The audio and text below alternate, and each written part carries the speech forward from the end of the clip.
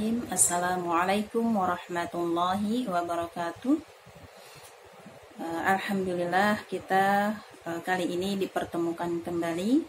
Kita akan melanjutkan pelajaran tajwid kita, yaitu makhrijul huruf yang ketiga, al-lisan.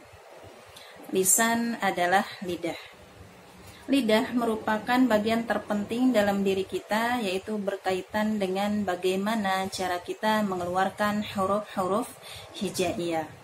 Karena pada lidah terdapat 10 bagian tempat keluarnya huruf-huruf hijaiyah. Dan dari 10 bagian itu kemudian dibagi lagi menjadi 4 bagian atau 4 kawasan. Kalau misalnya ini saya ibaratkan sebagai lidah, di sini dibagi menjadi 4 kawasan, ya, 4 bagian.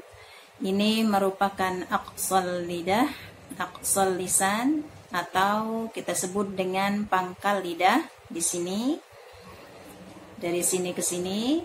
Kemudian yang dari sini ke sini ini merupakan tengah lidah, atau wasatul lisan. Wasatul lisan yang di sini ini tengah lidah.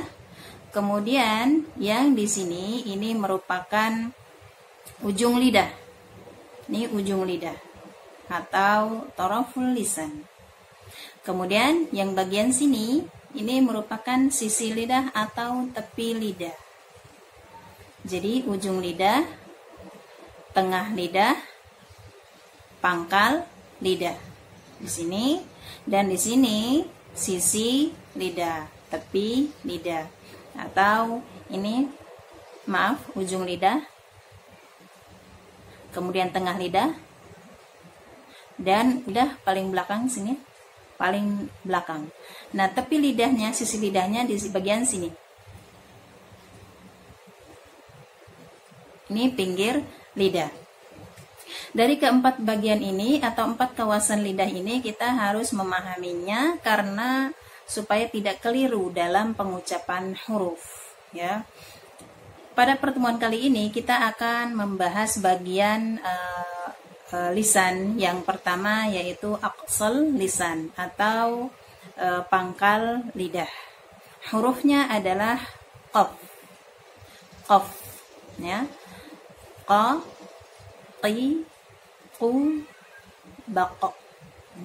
Huruf qaf merupakan sifatnya isti'la, tebal atau tebal. Ketika mengucapkan huruf qaf, maka pangkal lidah kita dibenturkan ke langit-langit bagian yang lunak.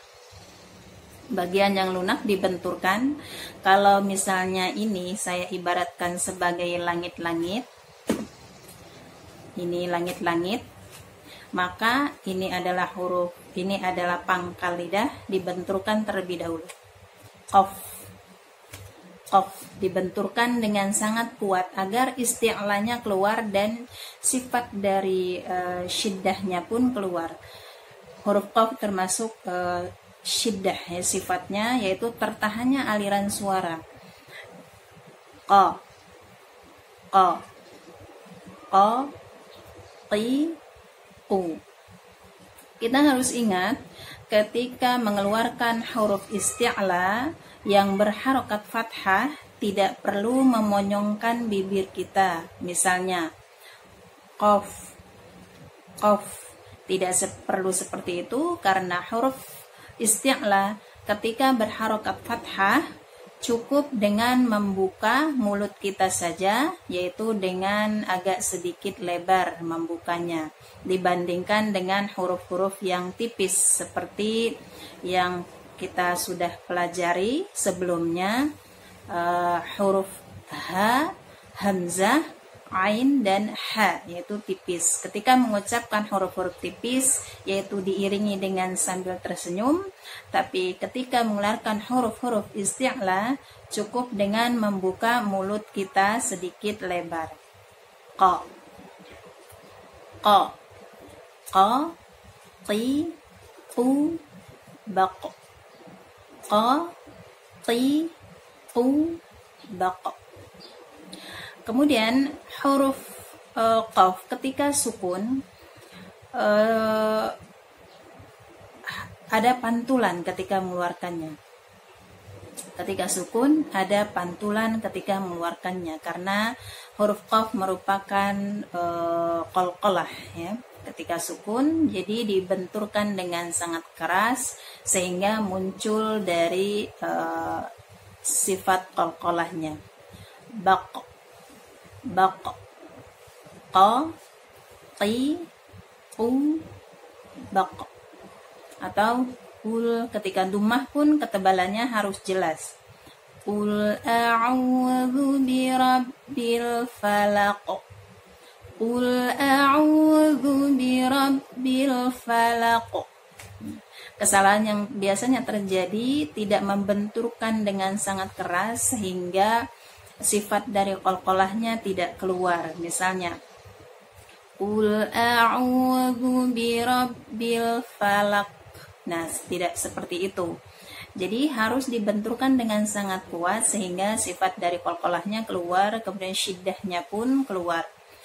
Qul ketika dhammah pun isti'lanya tetap harus terdengar dengan jelas ya.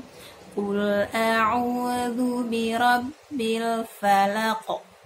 Qul a'udzu birabbil falaq. Atau khalaqa. Kemudian ketika sukun khalaqa. Khalaqa. Khalaqa. Nah, seperti itu. Kesalahan yang biasanya terjadi karena lemahnya benturan maka mengakibatkan tidak kuatnya suara ketika dikeluarkan. Misalnya qul a'udzu. Jangan sampai sifat hamasnya keluar karena huruf qaf maksud saya huruf qaf sifatnya tidak hamas ya, jangan sampai keluar udara dalam mengeluarkannya. Qul a'udzu birabbil falaq. Nah, seperti ini tidak dibenarkan. Jadi dikeluarkan dengan sangat keras atau sangat kuat karena sifat syiddah dan isti'la'nya biar jelas terdengar. Qul a'udzu birabbil falaq. Qul a'udzu birabbil falaq. Nah, seperti itu. Sifat dari huruf qaf yaitu syiddah ya, tertahannya aliran suara, kemudian sifatnya juga isti'la, saat mengucapkan ketebalannya pun harus jelas. Demikian pelajaran kita hari ini, semoga bermanfaat, dan ketika ini bermanfaat boleh di-share sebanyak-banyaknya agar memberikan manfaat bagi semua orang. Wallahu a'lam bishawab. Wassalamualaikum warahmatullahi wabarakatuh.